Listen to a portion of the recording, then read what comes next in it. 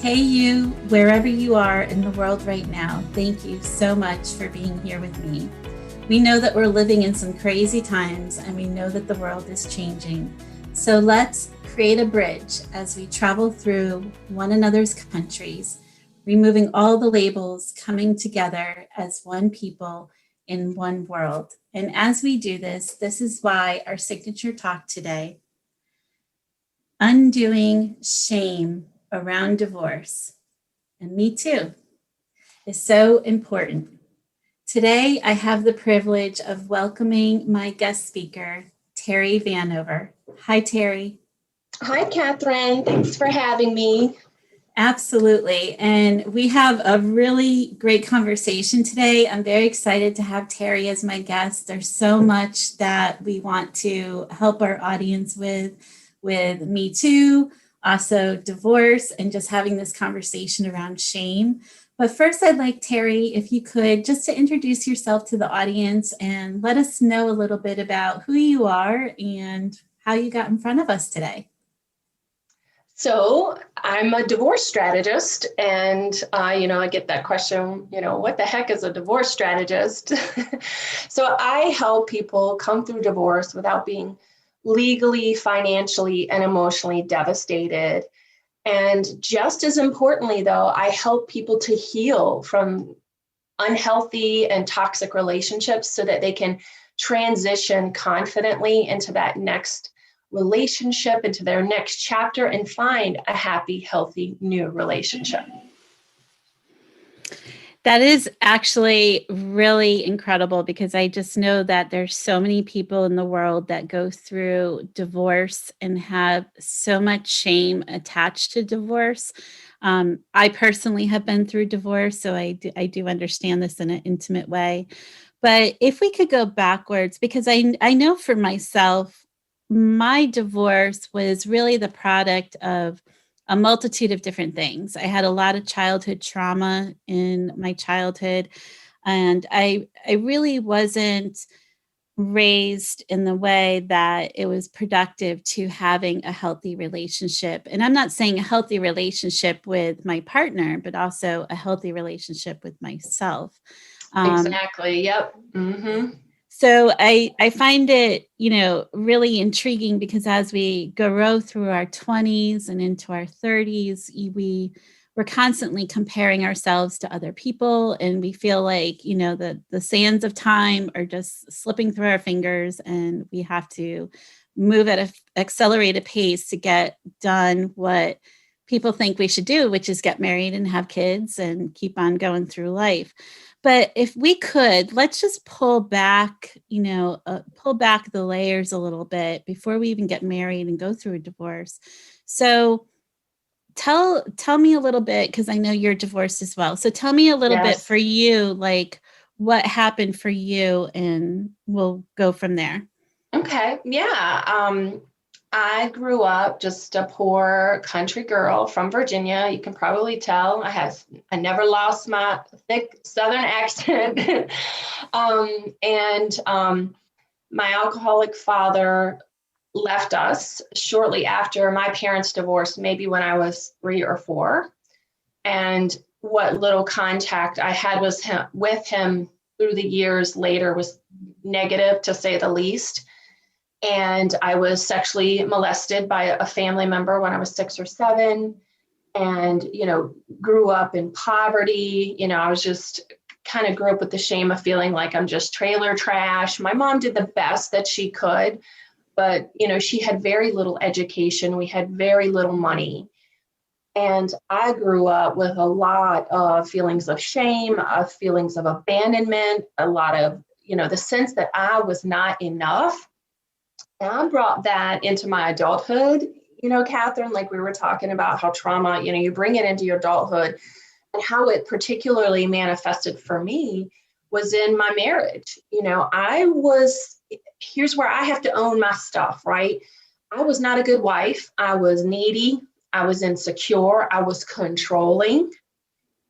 I was a never ending pit. I could not get enough love. I could not get enough compliments. I was never happy, no matter what. And, our our marriage, fell apart after a very few short years. And within a few months of my separation, I lost my mom, who, that was devastating because I feel like she could have really been helpful. She understood what it was like to be going through a divorce with two young children. I was hit by a van while riding my bike, and I suffered like some, failing health issues from then on out. I became homeless because of the decisions I was making through the divorce. I lost my financial stability, which I really prided myself on, and being a really strong, independent, financially stable woman. And all of that fell apart within a few short months. And when I came through that, I realized a couple of things, quite a few things actually, that first, the healing had to start with me. I really had to take a really good look at myself and figure out, like, what is going on with you, girl? Like, you have some stuff you need to really, really heal, work on, let go. And then, I also realized the mistakes that I had made going through this time. I don't even recognize, you've been through a divorce, Catherine. I didn't even know who I was during this. Like, I look back at that woman and it feels like a different woman. I was so overwhelmed. I was clueless. And I came through it, and I particularly wanted to help women come through this and understand, like, here's some resources, here's some tools, here's some things you should know that I didn't know going through divorce. But another part of this also is to help people tap into their strengths and skills so that they can get through divorce better and make better decisions, and to come through this, not as devastated like I did, and just didn't, I feel like I'm a smart cookie. I really do. But I look back at that woman and I wasn't doing any research. I didn't know any options. I just really just let the system kind of derail me through that. And so I really wanted to help other people come through this better and be a better version of themselves after their divorce, because a big part of what I'm passionate about is also preventing the second marriage divorce rate, which is 3 times as high as the first marriage divorce rate. So we really have to, if we get a divorce, we really need to take a really hard look at ourselves and see, what were the red flags I missed? How am I contributing to this? Where am I not showing up in my relationship? So, kind of what I do is, it's like a multi-level approach, as like a divorce coach, is to help you get through divorce better, but also heal yourself from the issues that led to the divorce in the first place. So, yeah, so I know there's like so much around divorce, but, getting back to how this started with your journey, just going through the trauma of being abused sexually, having, this trauma in your life, and then kind of unraveling it in your adulthood. For myself, I'm one of these women that my body held the trauma memories on a cellular level. I did not know, as far as like fully understanding with awareness, I knew, but I didn't know that I was abused until my mom had passed away. And then all of the memories flooded, like the floodgate just opened, and it was, this flooding of everything that had happened. And it's really interesting because, for myself, when I was in my relationship prior to my divorce, I had experienced different things, but I didn't understand what it was I was experiencing. So it's interesting that you had this, like you had this cognitive way of knowing that this is what had happened to you, where I just had, it was like on the subconscious level, and things would happen, but I wasn't really understanding what was happening or why it happened until, like I said, my mom had passed. And then all of a sudden it was like everything just kind of flew open. So it's interesting how we go through this, and just the shame that you can feel just by being violated like that. And I know, even though for myself, I didn't fully understand it the majority of, the time, like you did, for myself, it took a while for me to understand how to heal that part of me, and how to move through that in such a way that it was going to make me a whole person, where when I put shame to it, I didn't feel like I was a whole person. I felt, like I was different. I felt like, how could somebody want somebody like me who's been violated by someone else? And when we go through those kinds of violations, we can attach things to them. Like, if they can't respect my body, then why should I respect my body? Because they don't respect my body. Mm-hmm. Mm-hmm. Right. Yeah. Yeah. So, and it can leave lasting effects, like you said. And in a sense, like, shame is actually in a way, it's a way of protecting us from further hurt. So moving through that shame and releasing that shame can be an uncomfortable process, because it's actually kept us, in a sense, protected emotionally. And so letting go of that and working through that is, for many people, it's a difficult process. It definitely was for me, but it's on the other side of that, it's very liberating. I always say, like, on the other side of pain is peace, and on the other side of fear is freedom. If you keep going through it, you can release it. If you can allow what comes up. And that's, I think for me, that's what happened during the divorce. I just took the time and just consciously surrendered to what was going on. I think for so many people, we're living our lives, we're just constantly busy. We've never taken the time to just sit and be with ourselves. It's very uncomfortable. I'm a big practitioner of meditation, and it's what I teach my clients who are going through divorce. We do a lot of mindfulness, we do a lot of meditation, because until you sit with yourself and learn to sit with yourself, you're just going to distract yourself. You're going to avoid the uncomfortable feelings. You're going to avoid the things that you don't want to face.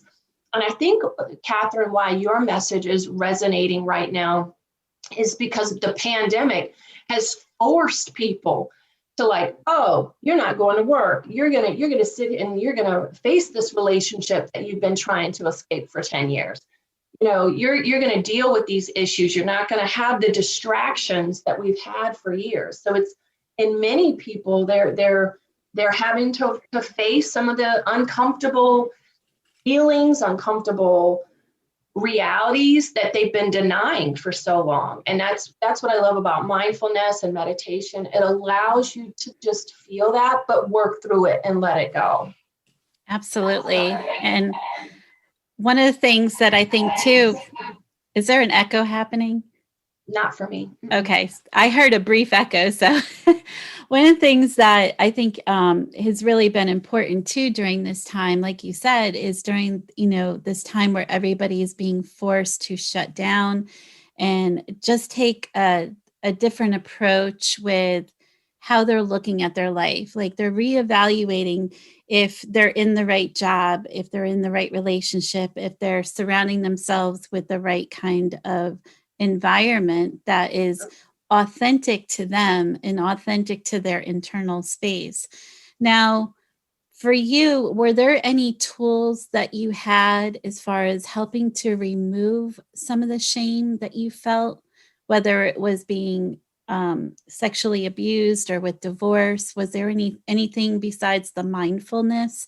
Because I know there's somebody in our audience right now that can totally relate to our stories, Yeah. and is thinking, well, what could I do? And I know you mentioned meditation, which is a powerful tool, but what were some of the things that helped you?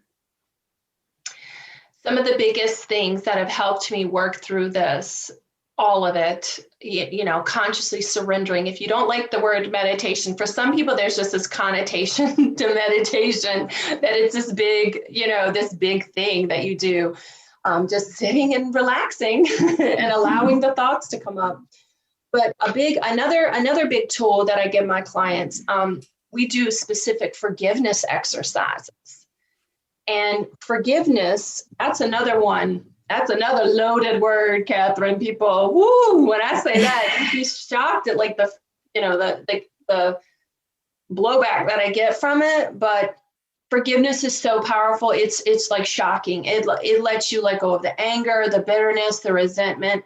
And if we can be practicing forgiveness on an ongoing basis, I'm remarried and I love my husband. He's a New York Italian. And he's the heart of the relationship. I'm the head. And what I've learned through, building relationships is practice forgiveness ongoing. It needs to be an ongoing practice, forgiving yourself, forgiving your partner, So I have this specific forgiveness template that I give my clients. And when I talk about forgiveness, you have to look at it as a way of not condoning. We're not saying that we condone what someone has done to us, but look at it as releasing the negative feelings that someone has given to you, right? So for me, and what's interesting about forgiveness, it's a process too, and it's something you practice over and over and over. For me, I forgave my molester. I forgave my alcoholic father because I'm not carrying around that shame. I don't want to carry around those feelings that he gave me about myself. So I consciously chose to let go of that. And I consciously choose to not hold on to that and release myself from it. So if we look at forgiveness, and some of my clients prefer to call it unburdening, you can unburden yourself from these, negative emotions, if that's how you want to look at it. It is so freeing. And what is interesting, Catherine? Through the process, the person that I found hardest to forgive was myself. I just carried around a lot of shame and guilt around the divorce, that I had caused this. Like, why couldn't I have realized this sooner? I wouldn't have had to have a divorce and, all this stuff. So I think for many people, it's actually easier to forgive people who've wronged us than it is to forgive ourselves from us wronging others. But it's an important part of the process as well. We have to forgive ourselves just like we forgive others. It's about being compassionate and knowing that we're all human and we all make mistakes.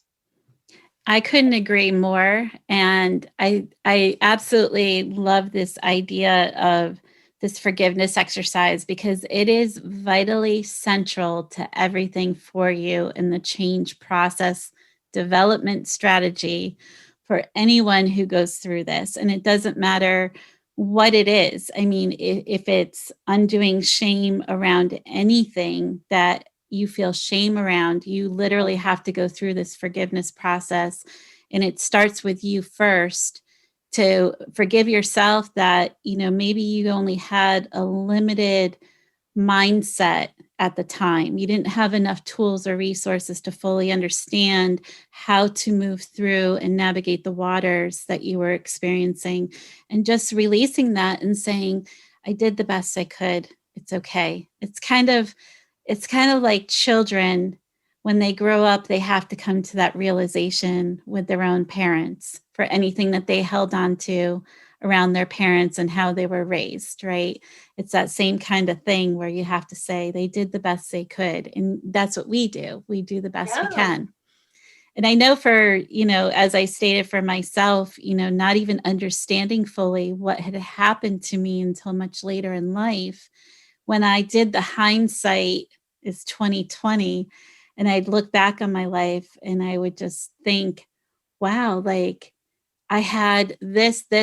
I could make a laundry list of things that were negatively impacted because of that experience, but I didn't even know, right?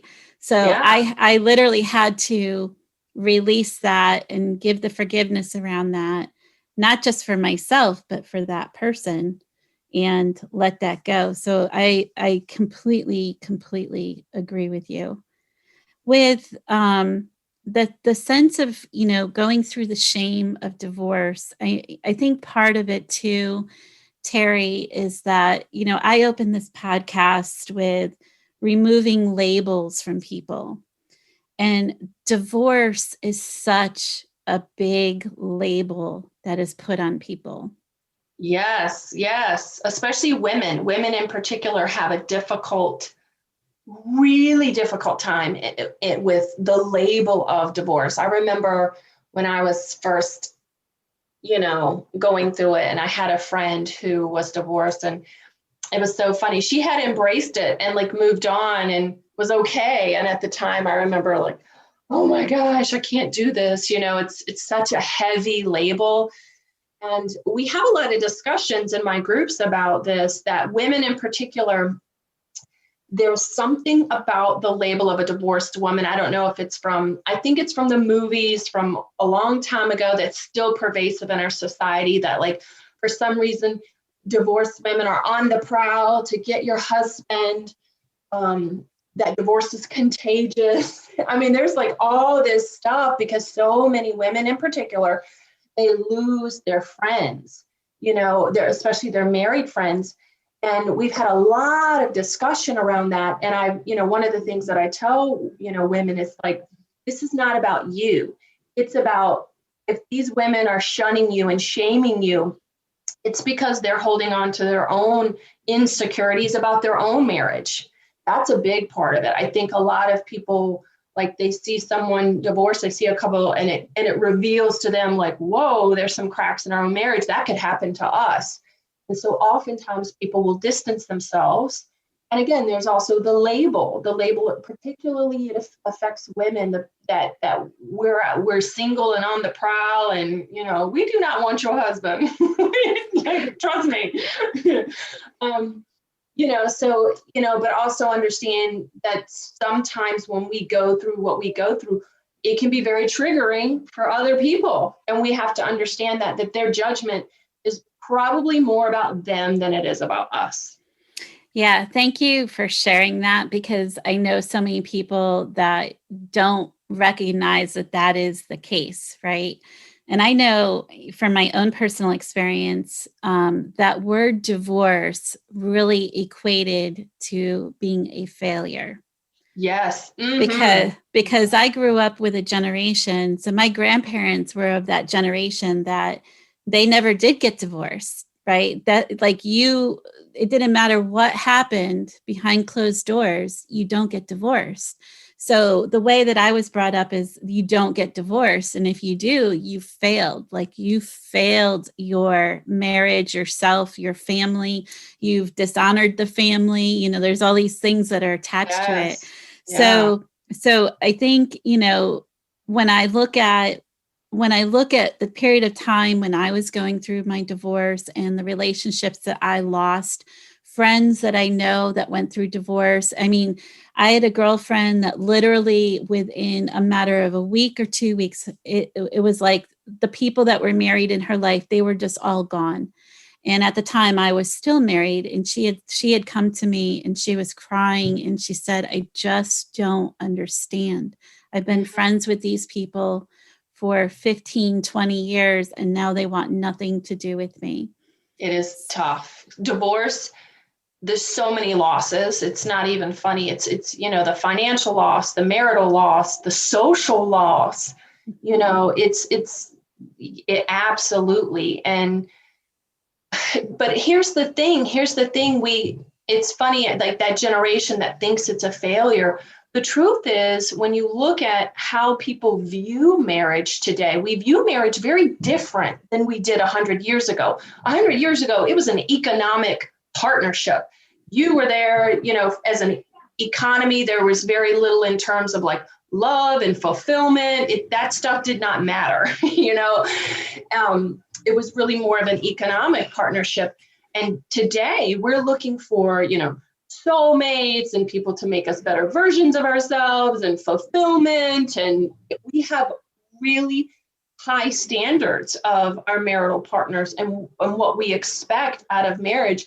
And so many people look at this as a good thing, that we're looking at marriage as two people coming together to bring out a better version of themselves, rather than two people coming together and you have 3 kids and it's just an economic partnership with no, that doesn't matter if there's love or not. So we can look at it as, I often have to say in the groups in particular, like, you're not a failure. It's a success if you've decided that your mental health, your physical health is more important than a label, because there's a lot of women that will stay in, difficult, unhealthy, abusive relationships because of the label of like, I don't want to be a divorce. I don't want to be a failure. But look at it as it's not a failure to love yourself and understand that this relationship isn't meeting either of your needs. We can look at it as it's about reframing how we look at it. I also find it very interesting, too, that in today's world, we have a situation where both people, both the man and the woman, have this opportunity to be free at any time, where before it wasn't necessarily like that. Like there wasn't a space where women were working. It was more like the women stayed home, took care of the children, the house, the home, all of these things. And now women have more of an opportunity to be free to design a career, design a life, life that they would like to have. And to your point, I agree with you. I think there's more of an equal footing in that sense where it is more of, I don't want to say a negotiation, but more of a free will decision that Yes. I'm with you because I really want to be with you, not because I have to be with you. Yeah, it's not an obligation. It's a privilege to be married today. Yeah. Yes. Yeah. Yes. Yeah. So we can look at that as a success, that we're not tying two people, together as an obligation. We can look at this as like, hey, this is a choice. This is a conscious choice that we can be together. Yeah. I love the fact that you're doing this healing work around people that have gone through divorce or are going through divorce. This healing work is so vitally important, as you say, with the divorce rate so statistically high for second and third marriages. I mean, it's really incredible that you're doing this kind of work. And I just appreciate this conversation with you, Terry. Is there any other tools or anything that we may have missed during our conversation that you would like to offer to the audience that may help them in dealing with, anything we've talked about today around, shame, divorce, the traumas we've experienced, anything like that? As far as a tool or strategy, I also would just make the suggestion that it's really important that you look at the filters of how you see the world, or look at your perception of how you're seeing things. Because I want to speak to something, Catherine, that and let me tell you this. I actually had some shame around this. This is interesting because we're talking about shame. So my ex-husband and us, he's remarried. His wife is my best friend, and my ex-husband and I are friends. And for a long time, we kind of hid that, So I want to talk about that a little bit because, we were kind of the unicorn at the football games for our kids and stuff, because we're all like palling around and and it was, and you know what, as a divorce strategist, I didn't really talk about it. And Kamala Harris actually she has a progressive relationship with her ex and everything, which is just wonderful. And so I want to speak to that about like looking at doing the healing work and letting go of our filters so that we can have a better relationship with our ex. I think it's possible, because I get a lot of pushback on that. My divorce was horrible. 2.5 years. I don't even know how many tens of thousands down the tube, only just to end up right back where we started. 2 failed mediations, 2 attorneys, just, it was just every mistake that you can make, I made. And my ex-husband would probably say the same. He was in fear. I was in fear. And the two of us were just battling it out, rather than he's a great dad, I'm a great mom. And once it all was said and done, we could kind of see that and move forward. And we put our kids first.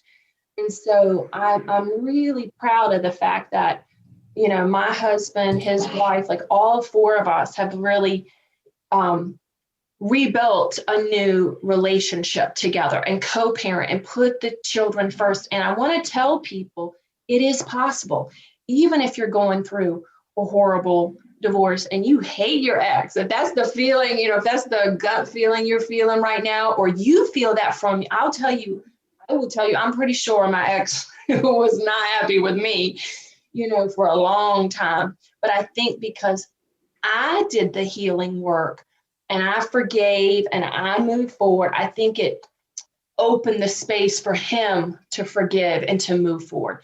It can be one-sided to begin with. If you just keep that space open, keep hoping and praying for the miracles, because I do believe it is more possible if people are willing and open to let it occur. It is possible. If you had told me in the midst of my divorce, my ex and I'd be planning turkey dinners together, Thanksgiving dinner together, and we'd be, doing our parties together, and I would be like, yeah, no. But here we are. And I'd like to see that more. I'd like to see people build those relationships more, because it's about the children.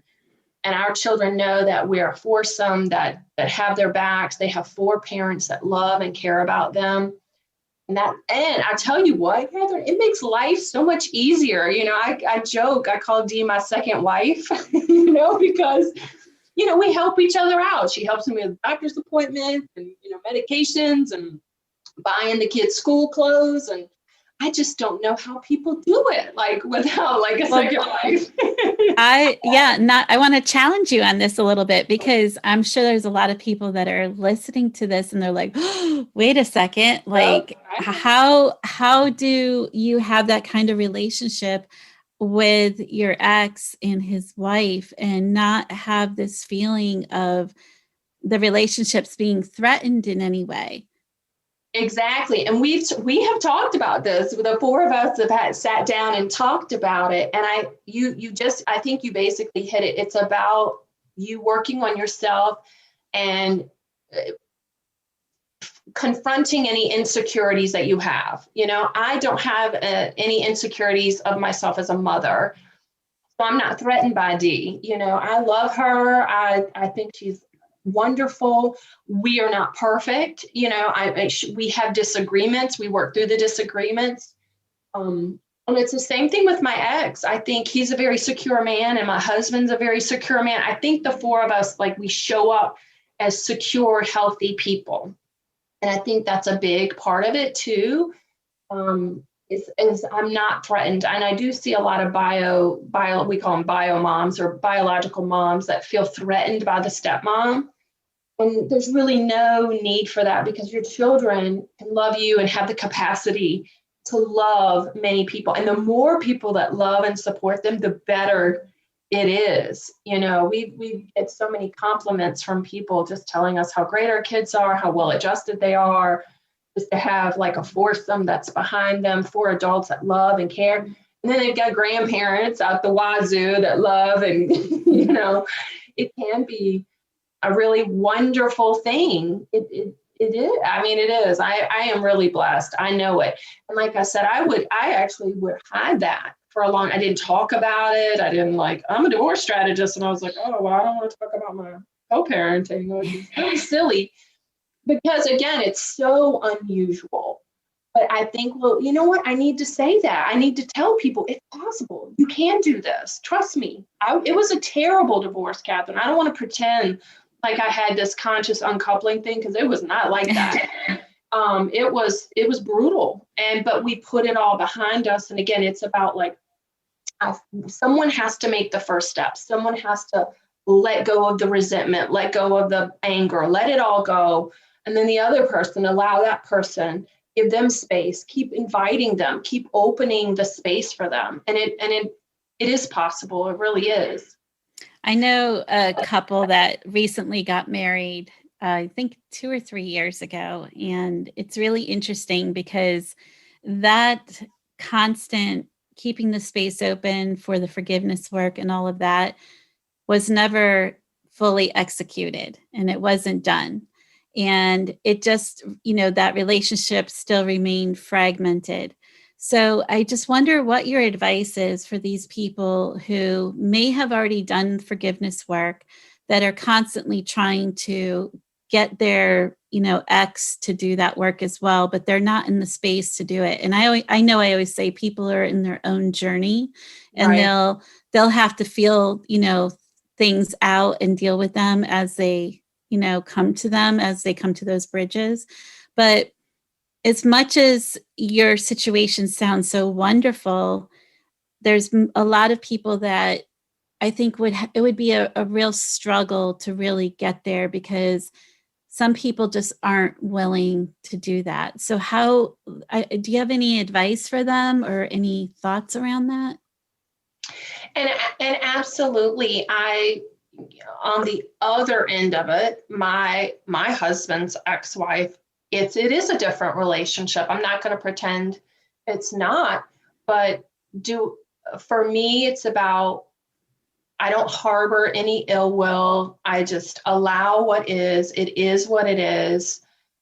We'll keep the lines of communication open. If and when she ever wants to communicate, that's great. If not, that's okay too. I think you're right. It's about, look, I'm not saying it's perfect, and I'm not saying this is possible in every situation, because sometimes there is an ex who, for whatever reason, is not willing to be open. But again, it's about being open for whenever that person is willing and able to open up.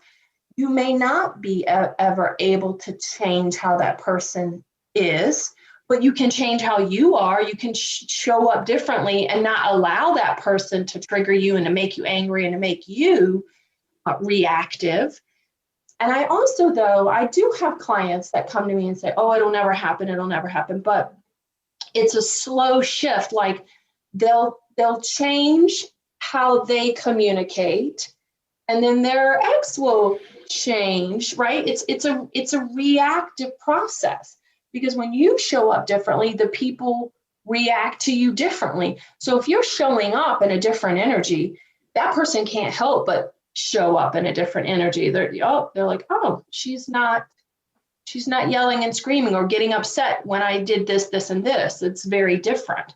So then they have, it's an unconscious shift in how they show up. I really do believe that. So I do have clients who their ex may never be over at their house for Thanksgiving. I get that. I get it.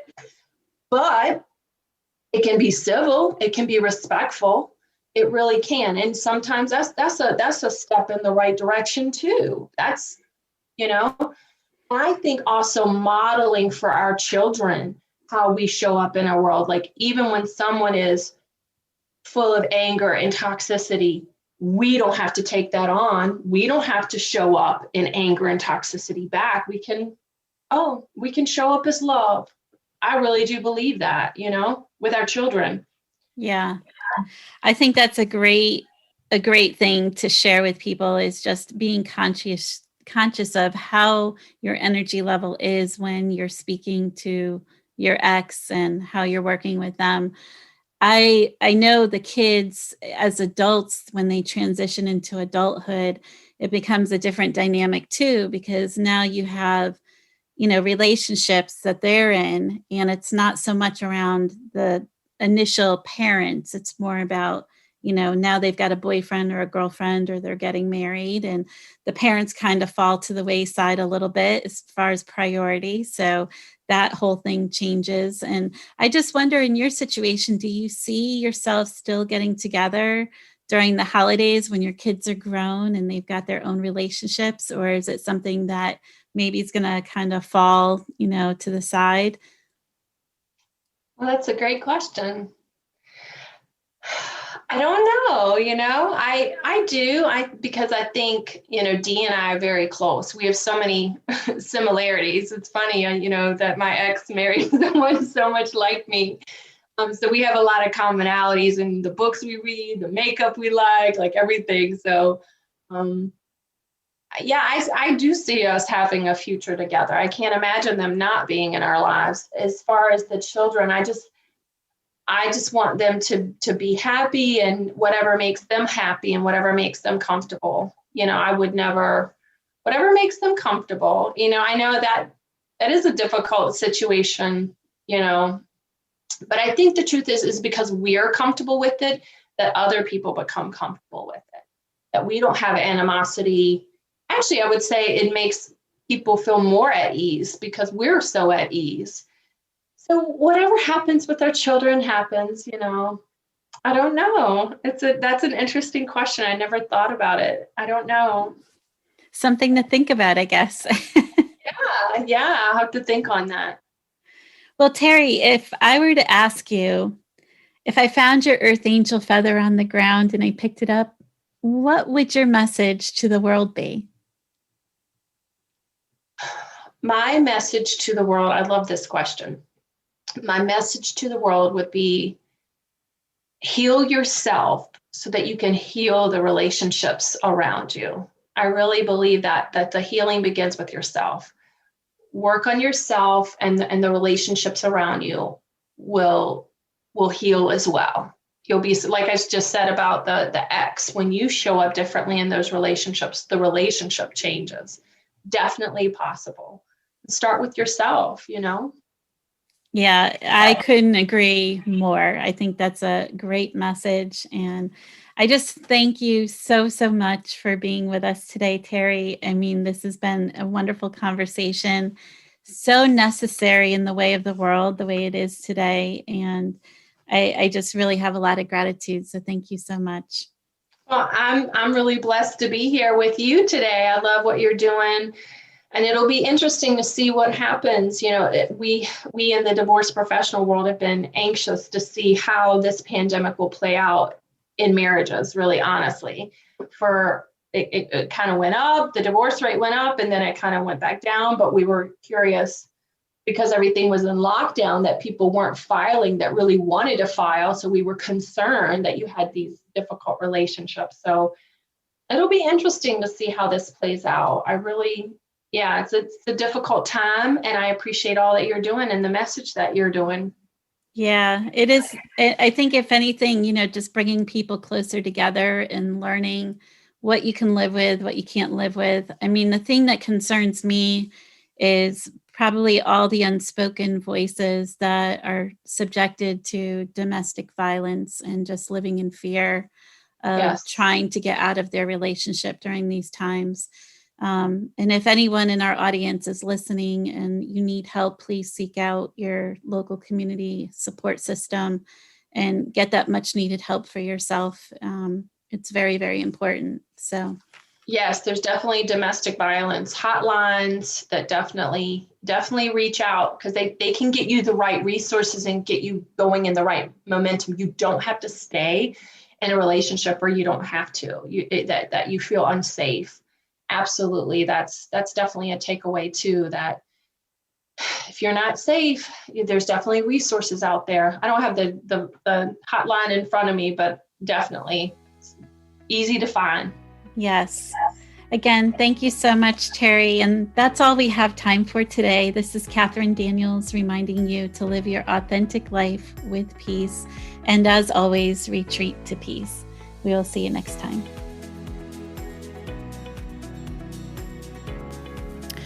What an amazing conversation with Terry. She has so much insight around divorce due to her own personal experiences, but also decided to take on a subject that most people find a lot of shame around. One of the things that was very impactful for me when I was going through a divorce is just the overwhelming feeling that this period of time was never going to end. I just remember waking up and feeling this incredible weight on my shoulders. Day after day, I felt like I was living in a nightmare. I know for most of my friends and my family, there was this shift that occurred that I wasn't expecting. I expected that when I was going through my divorce, that I would always have the support of these loyal people who have always stood by my side. But to the contrary, there were sides. They took his side or they took my side. And people that I have thoroughly trusted for a long period of time have suddenly made me feel betrayed. I know for myself, even my physical body was experiencing things. I was holding on to trauma that I didn't even realize I was holding on to until one day I woke up and I recognized the amount of weight and stress that I was holding in my body. That day, I made a conscious decision that I was going to start running. I started running every single day for months. And during the height of the worst of the divorce, I remember I was actually running a 5 mile run, and I got a phone call, a very, very important phone call. And I thought, do I take this phone call or do I keep on running? And I decided to keep on running because I chose to take care of myself over allowing my life to continue to be derailed in the moment that it was in. When I was going through my divorce, I had 3 beautiful children that were part of this. And that was very, very painful for me to have to experience, because it wasn't just myself that was experiencing all of these feelings, but it was also my children. To see the pain that my children were put through in that moment in time was just immensely heartbreaking for me. I know that when we are going through divorce, we also have these shifts with our family and friends to the degree that we just don't even understand where they sit as far as what they're thinking. And a lot of times, with that betrayal that I had mentioned earlier, we can feel that personally on such a deep level that it causes us to go through a period of grief. My grieving period, I didn't realize until after my divorce, had actually occurred for a period of 7.5 years, close to 8 years. During that period of time, I was still married, doing everything I thought I could to keep the marriage together. I just didn't have the support around me from my family, my friends, or even my ex-husband at the time to really make it work. It's interesting because I thought the power of one, I could make this happen. But in reality, it was just unraveling. And year after year, I'd get deeper and deeper into my grief, into my process of letting go, to the point that finally it was a very clear and blatant thing in my face that I needed to let this go because it was no longer serving me and it was no longer healthy for me, but not just me, but for my kids. When I got married, I never signed up to get divorced. My grandparents also were of a generation where you don't get divorced. Their generation comes from a space where you stay married for the entire length of your life. And my grandparents did that. There were a lot of things that were never discussed. There were a lot of choices that I think my grandmother would have done differently had she been offered the opportunity to have more freedom. In today's world, we have this definition of freedom that allows us to move in and out of things and make those kinds of changes for ourselves when we're uncomfortable. I know a lot of times with our grief process, the grieving process can last for years, literally years of time during our life.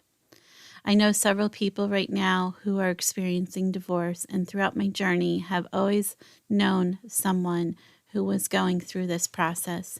And often they come to me and they ask me for advice. And what I tell them is make sure that you're taking the time to take care of yourself. Make sure you're taking the time to really resonate on your healing work. You do not have to do this all by yourself, and you do not have to be against yourself.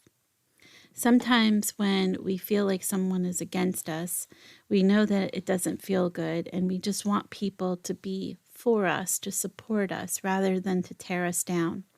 But the truth is that there always will be people who will be against us. And when it happens, it's very hurtful. But we have to look at other people's journeys and stories where they have actively worked to heal their pain. For myself, like I said, I would take the approach of running. When we are going through this kind of pain, it's so important that we're also resonating on our higher power. God, whoever it is that you believe in, you have to believe that you're not alone and that you are supported in whatever it is that you are doing for your fight. You have to know that you are loved deeply. You are always part of a bigger plan of something that is unfolding in your life. When we go through these kinds of things, we have to have full devotion for ourselves. We have to take care of ourselves. We have to look at the wounded parts of ourselves and not become our own worst enemy. Listen to other people. If you're feeling like things are out of control and you're reactive to that, and someone says to you, this energy that you are exuding is hard energy and it's pushing people away. Think about what they're saying.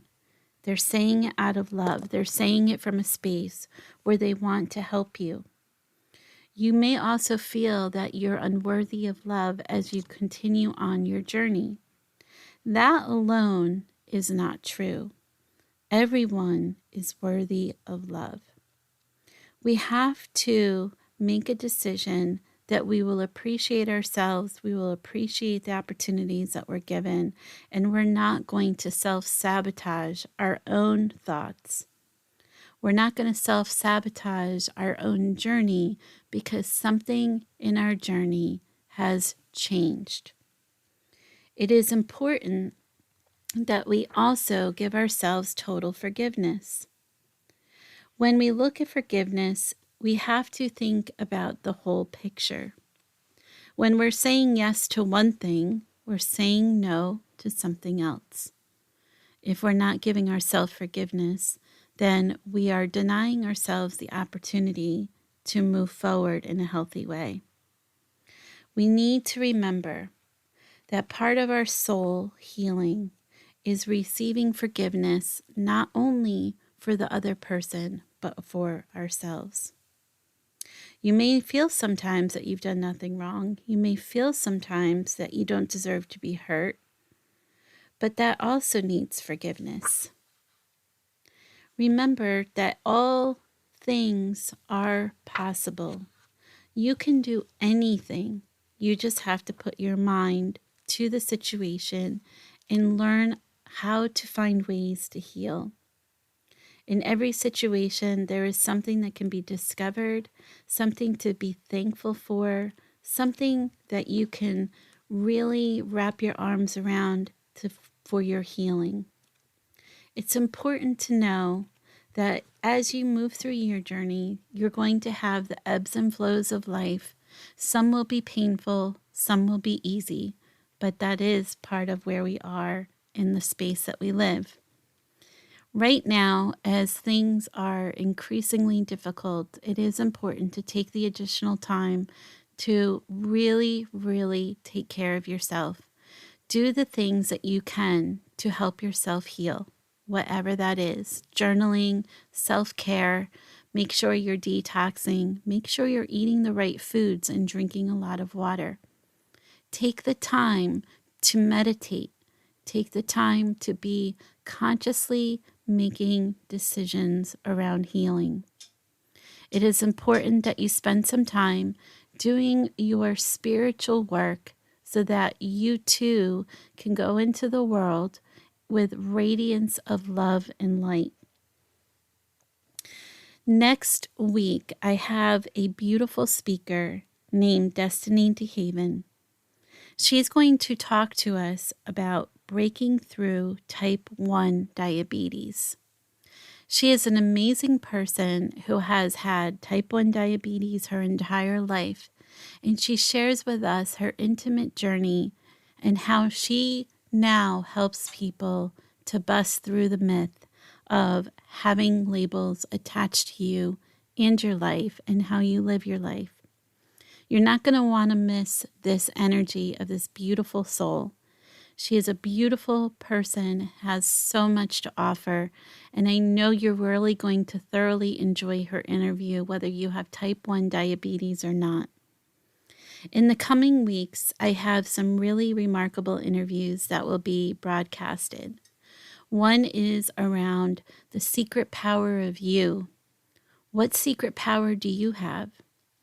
We have another interview that is from a woman who talks about becoming me while raising you, which is perfect for the upcoming Mother's Day holiday. I also have a very special interview with a woman who will be talking about women who go through infertility. This interview is something that I think is so special, especially around the Mother's Day season, because there are a lot of women who do have grief around not being a mother, or maybe they've lost a baby. There's so many things that can be wrapped up in that.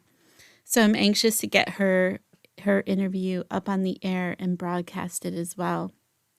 So just for today, I ask you to live your best day. I ask you to live in a space where you're consciously reaching out to people who need support. Right now, the opioid use is up 53%. That's a staggering number from the numbers that we talked about last June.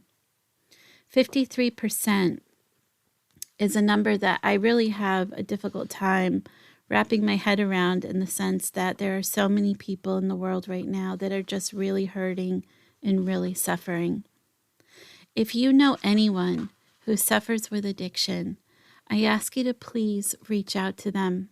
Please check in on them. Regardless of what state they're in, wrap your arms around them. Let them know you care. Reach them to their soul and let them know that you are a source of light, that you can pull them from the darkness. And if you can't spend that kind of time with them, please give them hope and understanding of how they can turn for help to get the support that they need.